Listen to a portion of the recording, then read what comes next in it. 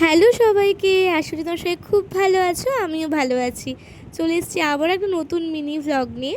তোমাদের সকলকে জানাই রথযাত্রার অনেক অনেক অনেক শুভেচ্ছা। রথের দিন বিকেলবেলায় বেরিয়ে পড়েছি রথ দেখতে যাওয়ার জন্য। আর দেখো রাস্তায় কত ছোট ছোট রথ নিয়ে ভাই বোনরা বেরিয়েছে।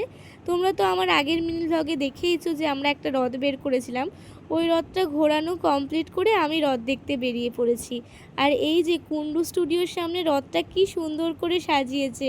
প্রত্যেক বছর রথটা ওখানেই থাকে। তারপর চলে এসেছি স্টাইল বাজারের পাশে, আমাদের খাগড়া নেতাজি রোড স্টাইল বাজারের পাশে যে রথটা হয় জগন্নাথ মন্দিরে, ওই রথটা দেখতে। আর দেখো ওই রথটা খুব সুন্দর করে সাজিয়েছে। আর রথের সামনে ছোট ছোট ভাই বোনেরা কত রথ নিয়ে দাঁড়িয়ে আছে। এখান থেকে রথের ভোগ প্রসাদ গ্রহণ করে চলে এসেছি নতুন বাজার পুরনো হসপিটালের কাছে জগন্নাথ মন্দিরে।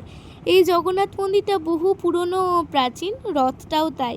এইখানে রথ দেখতে চলে এসেছি। আর দেখো রাস্তার দুধারে কি সুন্দর মেলা বসেছে।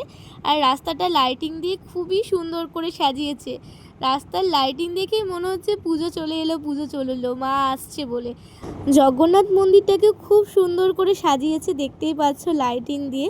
আর রথটাকেও খুব সুন্দর করে সাজিয়েছে।